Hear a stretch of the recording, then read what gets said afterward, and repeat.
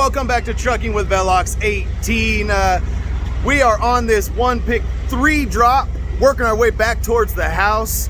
We got raspberries and blueberries. We're delivering to all kinds of different Walmarts, which is where we start our day. Now we're here at this Walmart in Gordonsville, Virginia. So Gordonsville, Virginia, and we had a 5:30 appointment, and so that's where we'll pick up the story. Is this morning at the butt crack of dawn, before the butt crack of dawn, the bunch of dawn. Oh, that was too much. All right, I'm not supposed to say those kind of things, you know. That's not allowed. That's unfamily friendly, family unfriendly. I don't know. All right, so that's where we'll pick up the story, but we got to roll the music first, and then we'll get on our way. We got our next stop is all the way up in London, Kentucky. So we're gonna kind of drop down into Tennessee and then jump back up into Kentucky. There's a couple like state highways, local highways that run westward, like kind of from where we're at near Charlottesville. We could drop down 81 for a little while and then cut across, but they look treacherous. I'll just tell you straight up from the map. And then of course the trucker GPS says, no, those are no-goes. And I didn't even feel like double checking them on this one. I'm like, yeah, we'll just go the extra miles on this one because they just, when the line is like super squiggly like this, I'm like, nah, I'm good. I'm straight. Even if I have a super light load on, I don't want to do the squigglies. So we're just gonna stay on the interstate. We're gonna go all the way down 81 and then get to Knoxville and then shoot up 75. And we'll be up in London, Kentucky this afternoon, shut it down, and we'll be ready for tomorrow morning's delivery up there in London, Kentucky. But before we do all that, we gotta go backwards in time to this morning, and we'll pick up the story then, all right? 5 a.m., bright and early, dark and early. Roll the music.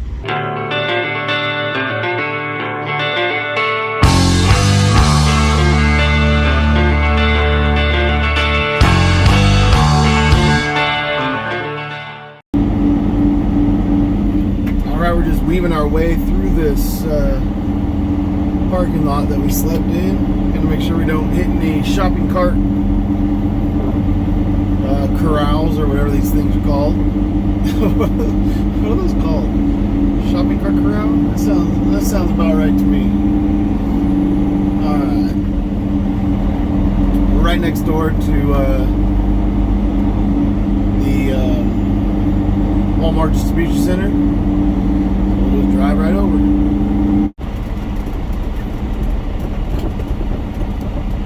Couldn't tell if these guys were in line when I was first driving up, or if I think they're just sleeping. Right? Yeah, I think so. Alright. Passing them right up. Let's get in here. I don't think I've ever seen a Walmart with this many trucks waiting for doors.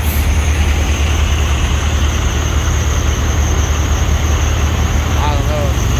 I think we might be here a while, guys. Alright, it is 6:30 in the morning. As you can see, the sun's coming up, and it took us an hour, but we got a door. So let's see how long this takes. Alright, we finally are getting out of here. We've got paperwork. I got the seal for the next stop I got to put on here, so I'm gonna put this seal on for the next stop. They want a seal for each stop.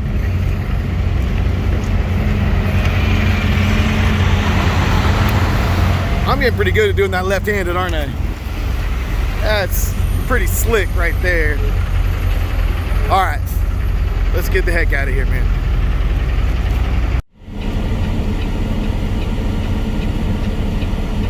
All right, we are getting out of this Walmart distribution center.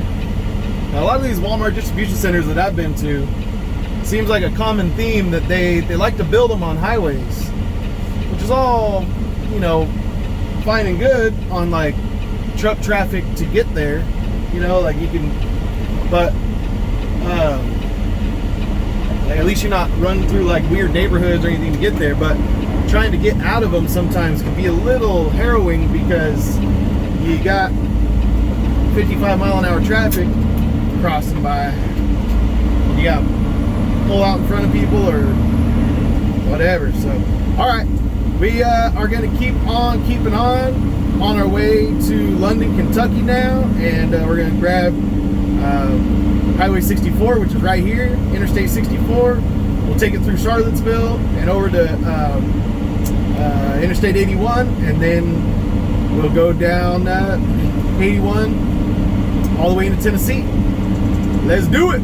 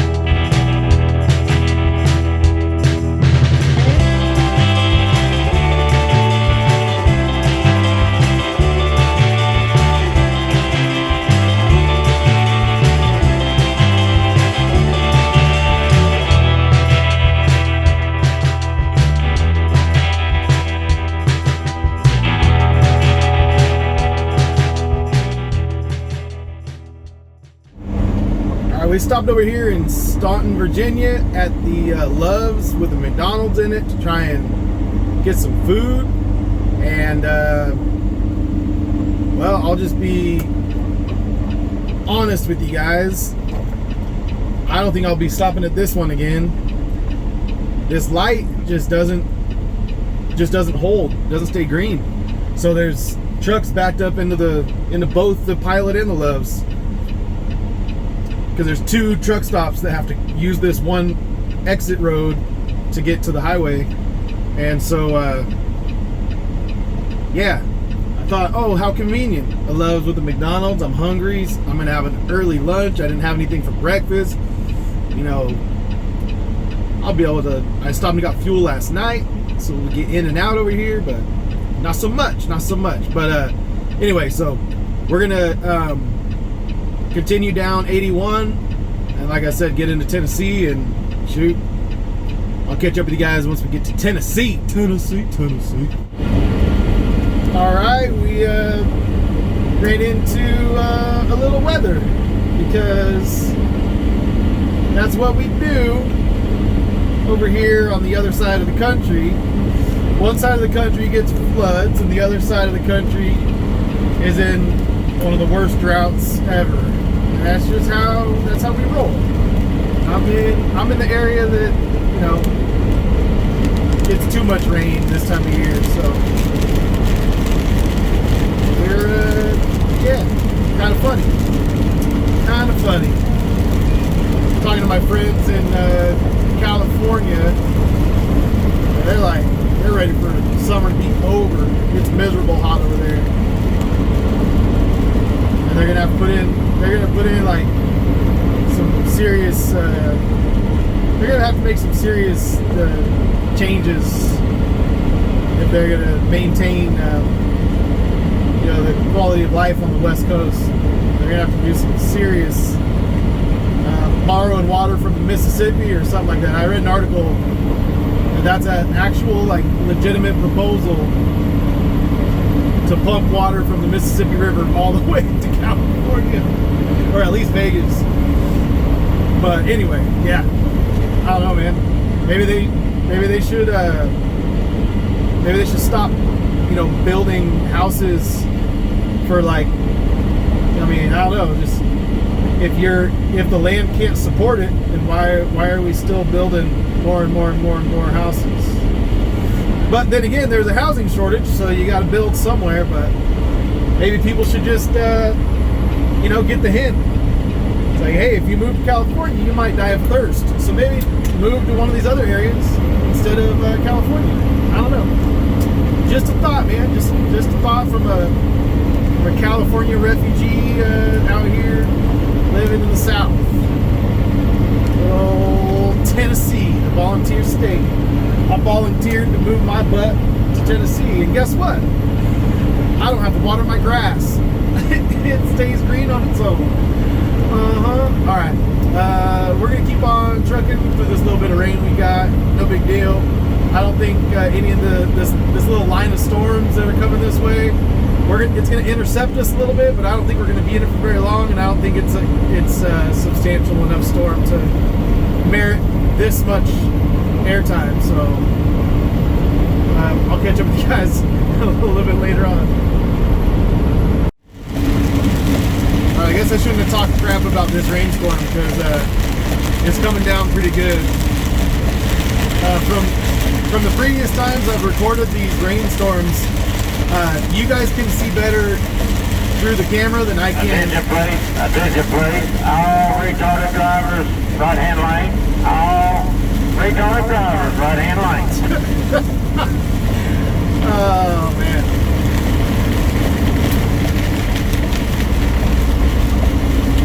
Yeah, come on, save the left-hand lane for the reckless drivers. Come on. Attention please, all retarded female drivers, right lane. You just said female drivers. You said all retarded female drivers. Oh man. Anyway, you guys can see a little better than I can. So, you know, when the rain is hitting my windshield and stuff, you guys don't think it doesn't look that bad, but it's actually pretty bad. If I choose to record, it's usually pretty bad. But the camera, it's got a good camera on this Samsung Galaxy, really good camera. So it does the polarization, so it's like absorbing the refracted light and all that kind of stuff and eliminating that from the picture. So you guys it doesn't look quite as, it's not, I'll just say it's not as difficult to see through, it doesn't look as bad. What you guys just saw isn't as bad as it actually was. Like my visibility was reduced quite a bit, so then I backed it way off, and I stayed in that right lane and stayed out of that guy's way. The guy, I'm pretty sure that was him hollering on the CB radio, because I think he wanted to get around this truck that we're passing now, and I think he didn't like it. He didn't like that guy was kind of posted up in the left lane. But anyway, yeah, we stayed over there in the right lane, and that dude came just hammering down through the gnarliest part of the downpour. And I was like, I mean, I'm glad you're comfortable driving in it, but the fact is that there's a lot of water on the ground, and there's a lot of knucklehead drivers that are gonna slow down to a crawl, and you're gonna come up on them doing 70 something, and it's gonna be a lot harder for you to stop. I only have like 8,000 pounds in the trailer, so I wasn't really. I'm not trying to slam on my brakes in the rain. For those of you who don't know, a light trailer, in theory, is easier to stop because you don't have as much weight, but you also don't have any traction with your rear tires to the ground because there's not enough weight pushing them down onto the ground. So you can stop your tires easy, and then they just go into a skid, and you lose control of your trailer and start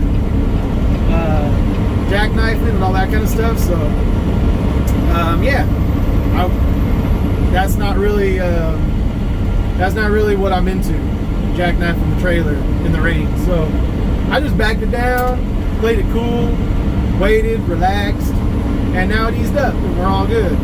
This guy's still driving with his hazards on, but I mean, this isn't dangerous weather here. We don't need to drive with our hazards on now.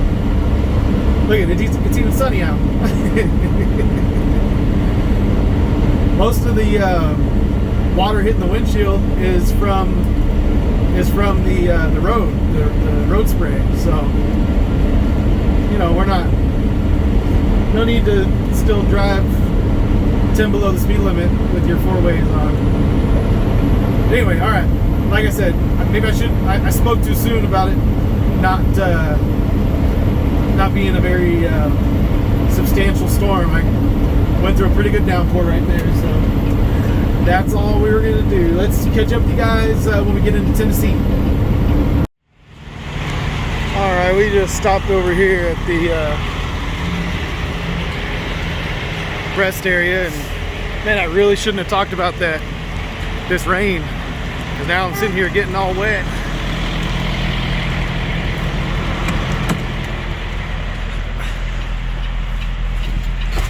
I think that guy was honking at me because he can't get into that spot right there.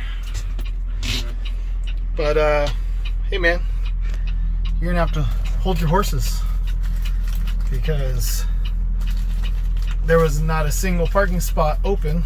So I pulled over right here, and that guy just took off. But there's another spot. Yeah, there you go. Now he's backing up. All right. But yeah, man, getting rained on. This is I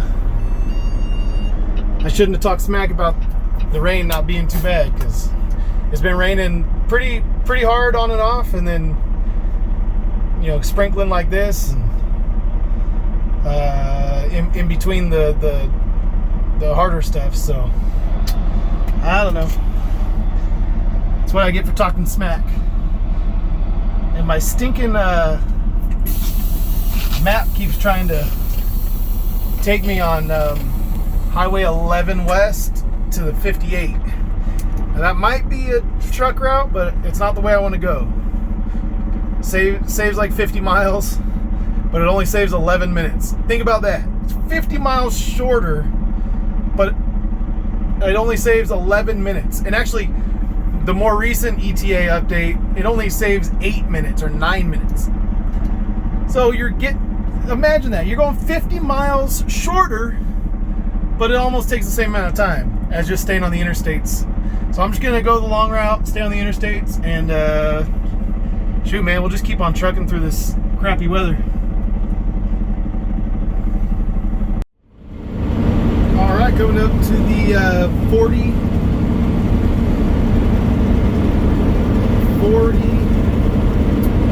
And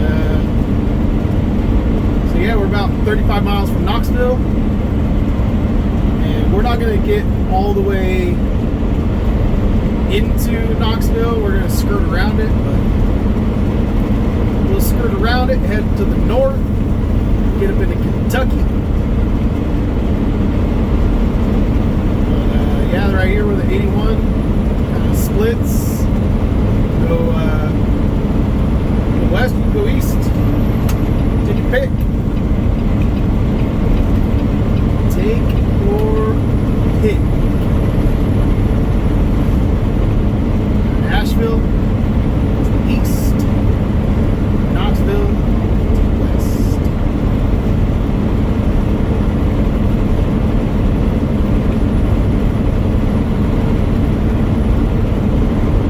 Cool. Let's keep trucking. Welcome to Kentucky. Kentucky, folks. Kentucky. That's right. That is correct. And we're just going 28 miles into Kentucky before we shut it down. And I already reserved a parking spot because the Pilot right there is tiny, but it's only about 15 miles from London, Kentucky, from the Walmart distribution center that I'm going to in the morning. And I got a 4:15 a.m. Delivery appointment. So I'm like, man, I can't, yeah, I gotta just shut it down and get some sleep, get some rest, because yeah, that's gonna come early.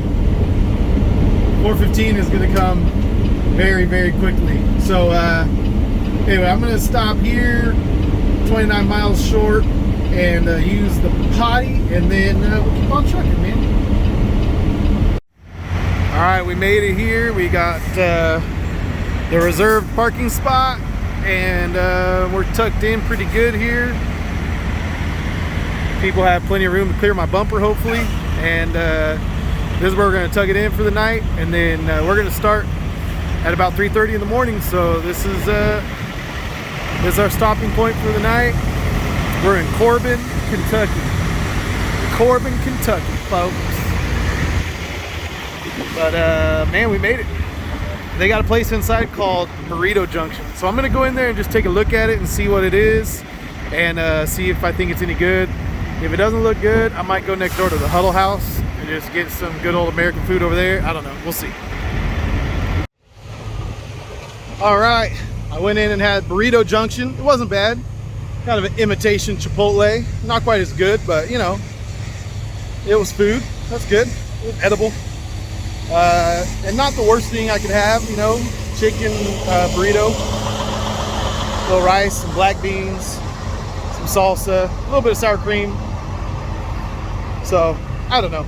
Maybe it is bad. Let's see.